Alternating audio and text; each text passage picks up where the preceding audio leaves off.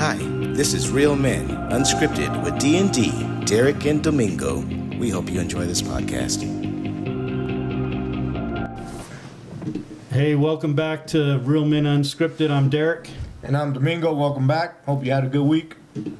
And today we have a guest. As you can see, we have a third person here. So since it's Domingo's homie, I'll let you introduce him. Yeah, this is my brother. We've been knowing each other for over 30 years now. His name is Luis Angel Cruz. He's here with us. He's visiting from the East Coast. He's retired now like me and Jerry, not like Derek. I'm feeling left out.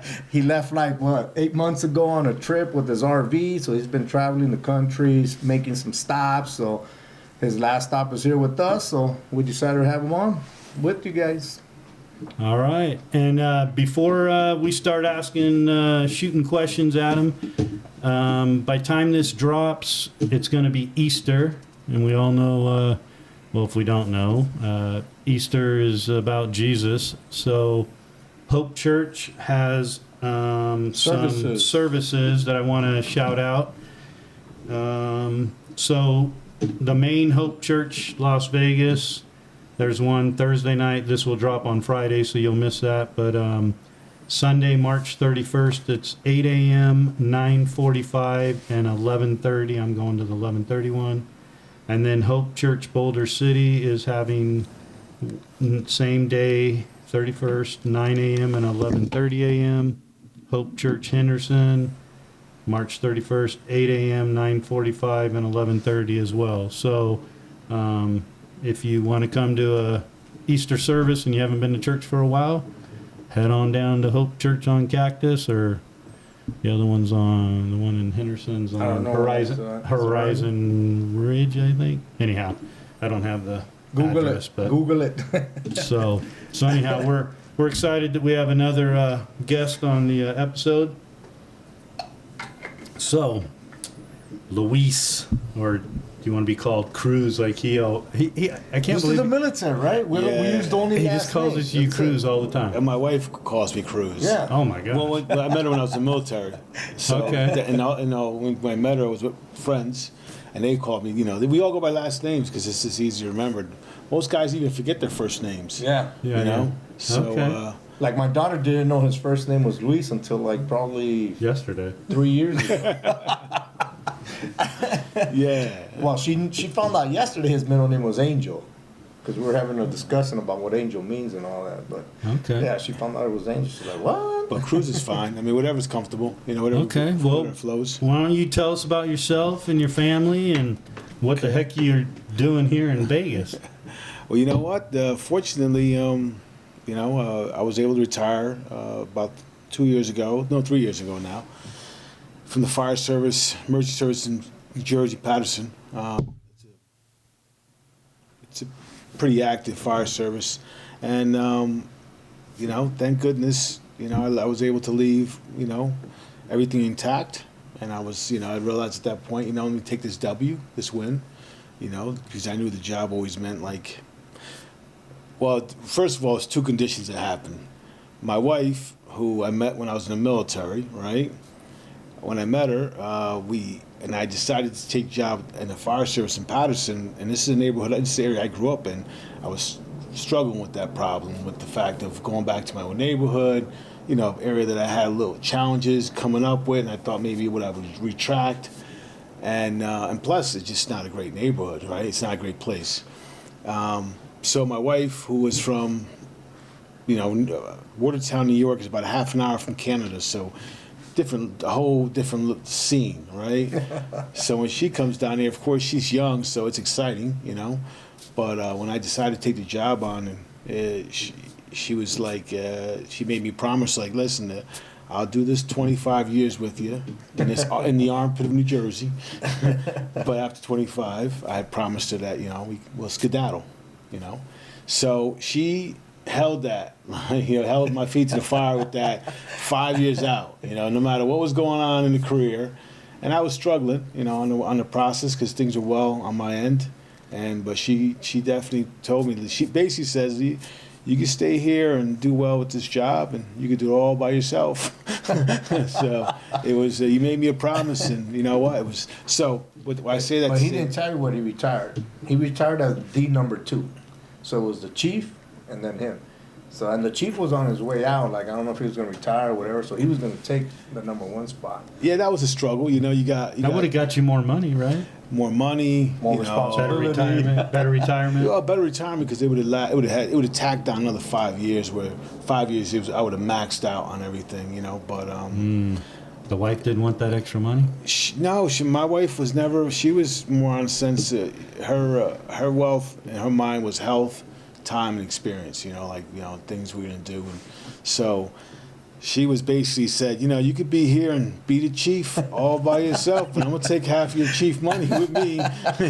So that was the big joke. But at the reality of it all, I found it ironic was that when we were doing this in the process, because I retired right during the pandemic, and it fell by us on my fire service. We handle emergency services. We do both. So the firefighters are fighting fires, and a few of them are EMTs. Okay. And in the middle of the day, there's a switch. Guys filling those spots. So when this pandemic was kicking in, and the big chief we were looking at the reports coming in. It fell on my lap that I was supposed to prepare us for it. And nobody knew at that point what, we just were seeing all the information. So it got crazy. It drew the whole job went crazy. I mean, the world went crazy, especially where I was exposed to. But it was all right, did you get vaccinated? I didn't get vaccinated. I did. I didn't get vaccinated. But the big thing what I found was funny was that the joke was when I realized that my wife, when I married her maiden name was Corona, right? So, and at that time, COVID wasn't COVID, it was Corona, It had changed names a few times, right? Yeah. And I was saying to myself, well, maybe this is how God's speaking to me here. I came on with a Corona, I should leave with a Corona. And that was a big joke in my head. My wife, we have two sons together. And all right, she's a boy mom like Dan. Yeah. Men make men, they say. No, that's a big joke. Hey, my daughter can beat up most men. I know he's right about that. She's a tough cookie. Yeah.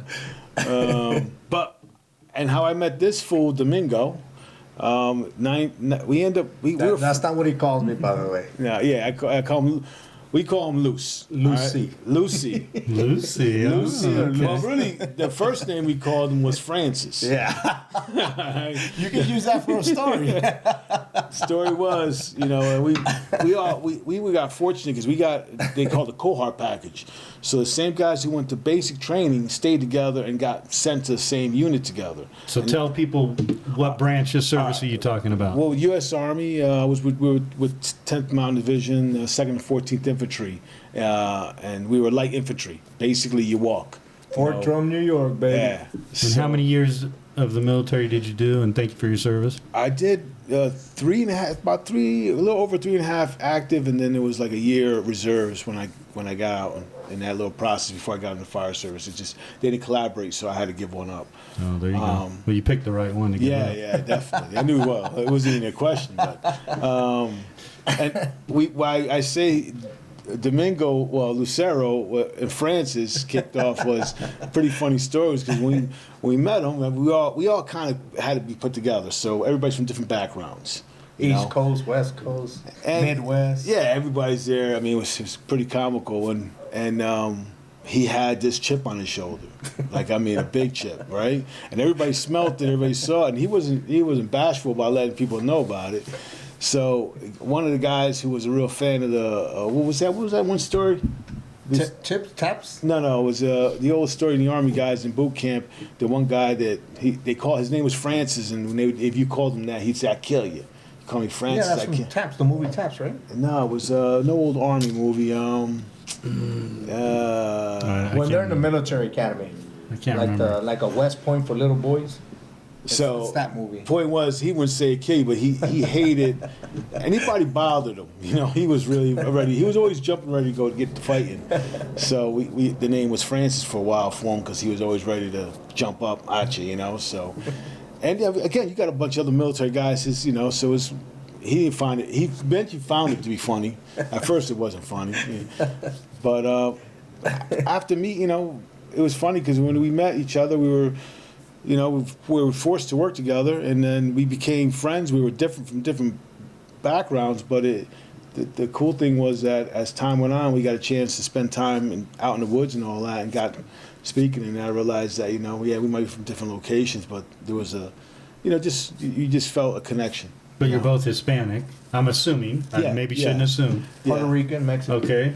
Yeah, and that was. See, that's why you don't assume. That was a funny story because You know what a Puerto Rican is, right? Mm-mm. It's an island Mexican.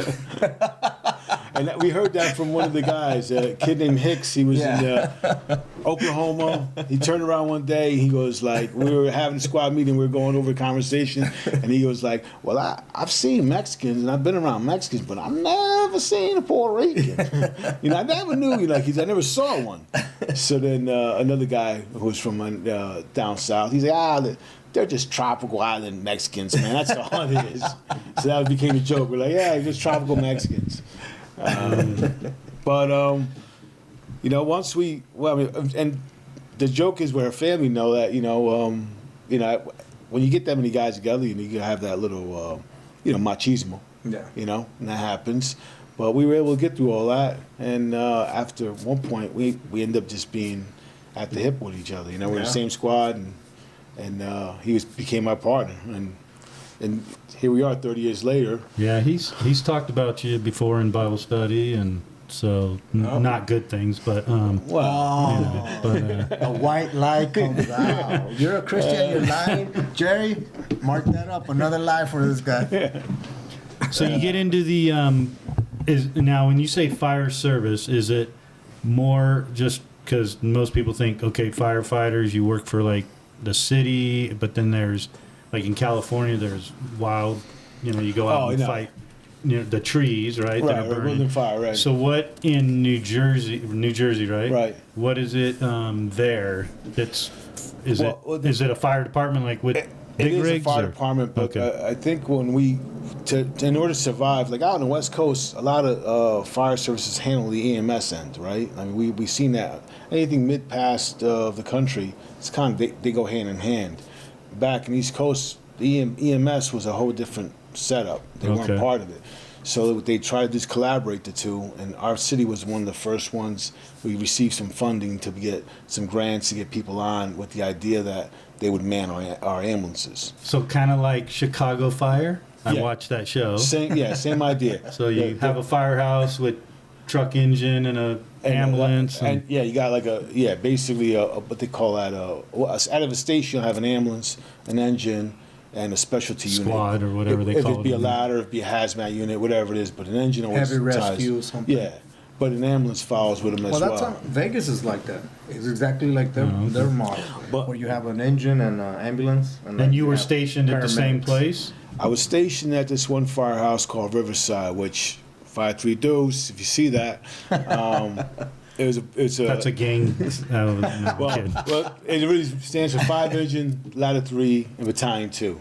But a bunch of the guys were from like the inner city, and of course we made fun of it. And we were young when we first got there. And one of the guys, firefighter Freddie Reed, was just like, from this point, I'm going to call this 53 Deuce. And we wrote it in concrete, and it's been there, and it's followed the firehouse ever since.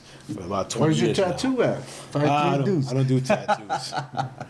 But that you don't have one tattoo? No. Wow. Just like me, brother. I don't have one either. All right. You know what? I got two. Yeah. Jerry, tattoos? See, there you go, 3 of us. The retired guys don't have any. We don't want to blemish the temple. Exactly. Yeah. My tattoos are called scars. So you moved up the ranks there. You had to start at the bottom and. Yeah, I hammered away. I spent 10 years as a firefighter. Well, as a, and ladder companies where I ended up being. When I realized I wanted to move up the ranks, because of course you get to a certain point, you start seeing people that you realize they should. The smart guys sometimes who aren't the best ones doing the job tend to do well on these exams, So after a while, you're like, hold on, this guy can't tell me, Even though he's not going to tell me what to do, but you're thinking like, why am I just going to let this guy just come in here because he's scared to get up on the roof and cut this roof. He avoids all that, but sometimes it motivated you to make sure that you made people work for it. So I just got motivated after 10 years of seeing like a few things that I thought weren't right, and started hitting the books. And then what I found about studying was that, it made me be a better firefighter, but then I realized, like, oh my God, we should never go into none of these buildings. These books are telling me that it's a fool's game here. So that took a little bit because you've been doing certain ways the whole time from what you've learned from your experience from your senior firefighters. And then you start reading these books, and they're telling you, no, man, what you've been doing it wrong. Let it burn to the ground. Yeah. So you have to find this little gray area to be able to operate in and knowing that, all right, you know what? I know this, but my experience tells me this. So then I was able to get promoted to first level, then captain. First, bro. You gotta tell them first. You know those old fire trucks where they have the dude driving in the back? We actually got to do that. We don't have them here in Vegas, but those fire trucks that have the dude driving in the back. Yeah, they're allowed. So because areas where areas are tight, streets are tight, you need something to be able to finagle, like get around those corners. So, and that was that. I mean, we all know we're in our field. Like I just want to know how many walls you hit. I not walls, or poles. A lot. I do got a lot of street signs named after me. I took down a few. I think the first time I ever drove that, like over there is no the learning job's on the job, right? So I get to that company. I remember they were like, "All right, kid, we gave you enough practice. It's time. It's go time. Either you're gonna do this, you can't." And they take off, and I'm back there, and you got to make corrections from the guy in front. You got headpieces like this on. You're collaborating, and you got so much mobility. It can sway back and forth that you can overcorrect. So. Anyhow, we get in a spot that I overcorrected, and there's a potential fire, and my captain was he was like the Marlboro Man. He was that kind of dude. He was super cool, and he'd come back out there and he smoked Camels, and it would always be one hanging. He could have it hanging. He could talk to you and it would stay there. While he's on a fire scene. Yeah, well, in the middle of this, I took down two streets, a clean sign and a stop sign, and he was a stop. He made the driver stop. He goes, "Let me go talk to this kid." Walks back there. He was like, "All right, you destroyed 2 city signs from already." He goes, "When are we going to stop this? We got to get to this possible fire here." He said that cool, got back in, and we took off. And I thought he was going to rip me out of the seat. He just wanted to come down and move the poles out the way so we don't get a flat. And basically let me know that I destroyed 2, and we'll chalk that up and let's get to this fire. And that feeling of confidence in me made me want to correct it, and I got there. So was there a write-up with it? Or do they not really do like those days? Like that? Nah, listen. If there was somebody who witnessed it, that possibly it had to, but no, those poles stayed to the side there, and he's like DPW. Well, we call him DPW, Department of Public Works. When he said, I'll call them up and tell them we got 2 signs down. Not how they got down, but they're down. We moved them out of the way. Yeah, we moved the dangerous condition out of the way. But speaking about that, how I came to want to be a captain was because this one captain, Joe Kohler, he was doing it for over 36 years. He was just those days because the money wasn't good, and then money got better at the end. And he was a kid from he's originally from Germany, and he came over as a kid. So, but he was quite a character. But his leadership was just I just found. It was when I was in the fire service, I was looking for leadership I saw in the military. Not all leaders have those, characteristics you desire, want to follow and learn from. And this gentleman who I came across was that. And I found out because when I got to the position, I was asking to get to this ladder company because they were hard to get. Nobody wanted to get rid of, nobody wanted to leave. That was like especially ladder 3. And one of the guys I replaced, he got himself in trouble so bad with a chief that they bounced him and they slid me in, right? So I came in on as a result of The good old boy system. Yeah, right? yeah. So I came in, and and it happened to be this guy's good friend. They got bounced. Oh, man. Ernie felt plus, so he felt the kind of way. I get that morning, and I'm thinking, this guy's gonna, I'm gonna be the reminder that he lost his bud there. He treated me golden. When the chief came in that morning to give me the heads up that I'll be there, and give me a little, be careful with this. These guys are super aggressive. You're gonna have to really catch up with them. He's telling me all this, and I'm listening to the chief, and this guy walks over, the captain grabs him. I'm talking to the chief for a second. They walk out into another, close the door behind him, and he yells at this guy. This captain's yelling at him that he didn't protect him, he didn't protect this guy, he let him go. Nothing to do with me, but just ripping the chief that you allowed them to get in our company and take a key guy like that out. So he comes back out the door, tells me, the kid has nothing to do with you, but I got to protect my guys. And I just thought that was like, wow, man, I work for him. So that next day, I catch my first fire, and by us, I mean, we cut roofs, we get on off a ladder with saws, and we used to never wear harnesses, all the stuff they do, safe precautions now, that wasn't really there.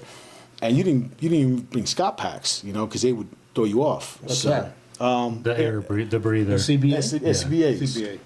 CBA. So we get to go cut this roof. This is the funniest thing because I've been, they're practicing, we're training for it. I get to cut this roof. It's 3 stories high. We get to the roof, and me and the guy and the captain, he's not there yet. It's just me and the senior dude. Anyway, he cuts the hole in the wrong. I cut the hole in the wrong spot, meaning I cut the hole right next to the ladder, and now that's going to draw the fire towards us. And so then I realized we got to cut the hole over the fire. So now we go past the fire and cut another hole. So when I turn around, we're on this ridge, and in Jersey, the ridges, and I turn around and I realize, my captain fouled us up because he kind of felt we were going to screw this up, So he's up on the roof, on the back side of it like a dormer, and he looks down, and all I hear him say, "All right, now what?" now you're in a pickle. He goes, now we got fire burning. You can't go out that way. The fire's burning the ladder. He goes so he looked at us, and I looked at him like, yeah. I looked down, and I'm thinking, there's no way out that way. So he goes, all right, come up here. So I follow him up there, and he wants to teach me how to cut the hole the right way. In my mind, I'm going, we're trapped, and we're going to cut another hole? Now, this is a safe area. And, he teaches me how to cut a hole, and then afterwards he goes, all right, we got 2 choices. Either we could jump to that next roof and rescue ourselves, or we can call for somebody to come rescue us. He said, I'm going to let you decide. And I said, well, I think we should jump. He goes that's what I want to hear. So we jump to the next roof, and we break. Like another house? Another house. Because they're kind of closer. They're the different machine houses over Closer there. than Vegas? Oh, my God. Yeah. Yeah, way they're closer like, than there's alleyways about maybe 3 feet, 4 feet in space. Wow. There's little. And This is in the downtown area. Because Yeah. where he lived, the houses were further away. But he lived up in a mountain. Beautiful. yeah, but and that was it. You know what? There's this where I looked at him. He turned around and goes, I'll be the first to jump. He makes the jump.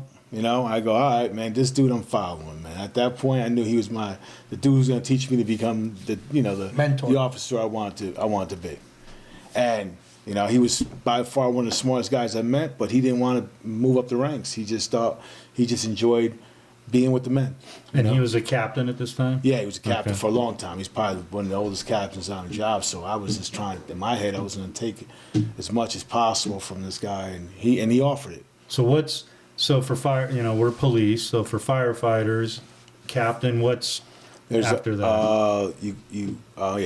Captains, chief, right? battalion chiefs, and then there's only four levels: deputy chief, and then the chief of department. Okay. So captains. And you passed captain I and went to retired at battalion chief, No, deputy chief. deputy chief. Yeah, I got fortunate. I was battalion. I did 10 years did 10 years, close to 10 years as a captain, 4 years as battalion, and then 1 year as a deputy. And if you're deputy chief, you're not at a house. You're or firehouse. You're at like Headquarters. headquarters, right? Yeah, you're part of the staff. You're part of Okay. the everyday. You're not fighting fires. It's all paperwork. It's you're fighting trash can fires. Okay. You find fires inside staff, which they got their own fires. Right, You know? right. So that's a whole different. I mean, like you explained to me, it's a whole different kind of issue. Same problems need to be solved, but yeah, that was a little challenging. It was changing the whole gears. Okay, so Jerry was saying that. Huh? Do that one. You gotta do that one. Yeah, we can do that on the next episode. Oh, okay. So, you guys get to eat on the job, shop on the job, sleep on the job, work out on the job, right? Our schedule was 24 hours on, 72 hours off, right? So if you look at the math of it, you're looking like a year, you work about 96 days a year, Okay. So in my mind, when I looked at that schedule, I mean, we came out the Army, and I was fortunate. When I came to the military, I had the job within 8 months. So coming out the military, where they had you 7 days a week, 24 hours, whenever they wanted. Sure. When they told me 24 hours and I get 72 off, I'm like, oh, this can't be true. And I spent my whole career thinking that somebody's gonna pull, hit the leg. Game's over, the schedule's gone. But honestly, the schedule made life better with the family as well. So in 30 days, you work like 7 days, yeah, 7 days, depending on how it plays out. Okay. I mean, you get the hours in, but it does cuts down guys want to call out sick, because and the schedule is just, everybody just knew it was just it's a beautiful schedule. Yeah, you take one day off and you got a whole week off. Yeah. So, all right. So we're going to end episode 1. We're going to have you back for episode 2. So tell us, you can be, it's called story time. Story time. It can be any type of story you want. So tell us something Since we're that you think people would like to hear. Good, bad, indifferent. I mean, Better than him, though. Better than his stories. No running, no way. Here's a good story. I always found this a good story with myself. All right. No names if we could get sued. All right.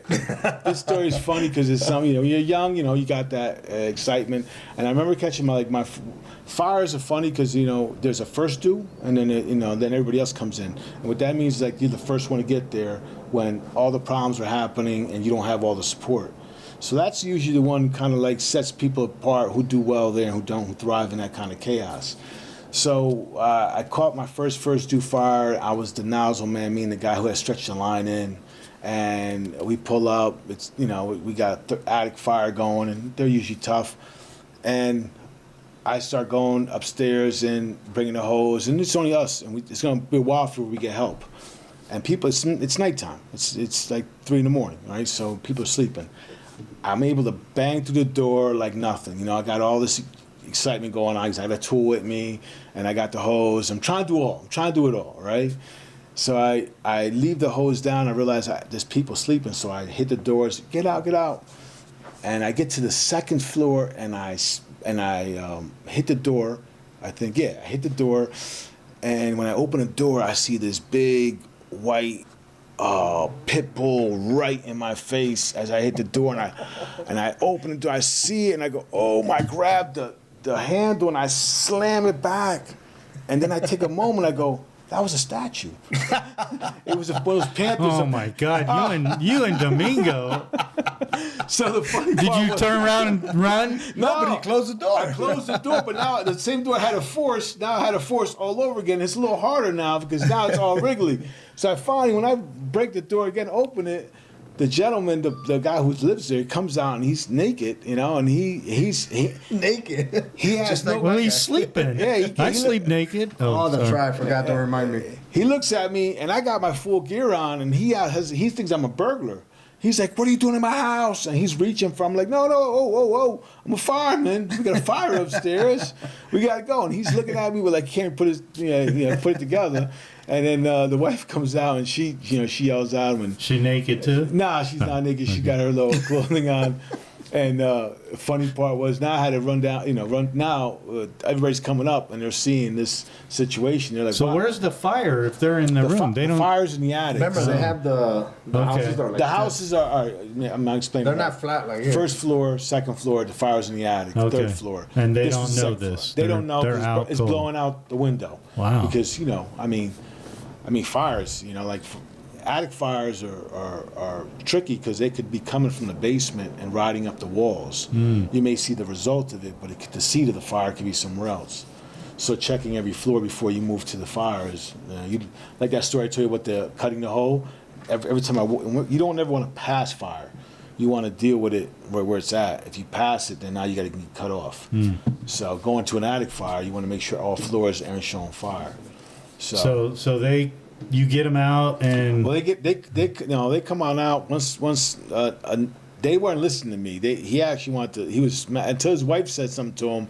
Then we got him out, and then we went upstairs, and we can't really attack the fire until we get them out because they're going to clutter up the hallways. Because we forget those hoses. Once we charge them up, they trap you. It's a trip hazard to get down them. Okay. So we had to wait for that to happen. So my captain runs up and he's looking at what what the heck are you doing, kid? Why are you not on this fire yet? And I'm like, well, and I could explain to him I had broken. I had to break into it twice. You didn't want to tell him you ran from a statue? Well, no, I came back and I really wanted to tell the person, can I buy that statue? That statue works. It caught me. You know why he closed it, right? Not because it was a pit bull, because it was white. I don't know. I mean, I always found that story fun. I would tell the new guys that, man, like I was trying to do too much. When you're young and you got all that energy, you're trying to Gung ho. Yeah, you try to go over, and they always taught me to stay in your lane. It's a team operation. Now, are you yelling like in Chicago Fire, right? I always watch Chicago Police, Chicago Fire. Are you yelling, fire, call out, fire, call out? Nah, we don't. Or is that just a TV show? I think, my years of learning, chances are, the idea of it, you're supposed to be quiet because you're listening for the fire, the sound of fire, right, the crackling, but also the person's voice. So you really don't call out much. No, you got your mask on, and it's muffles. Once you get your mask on, you really ain't. They're gonna hear it's just like like somebody's holding. It sounds pretty clear on Chicago Fire. Well, the fires look clear too, and that's not the truth. You don't see fire. That's a movie, bro. I know.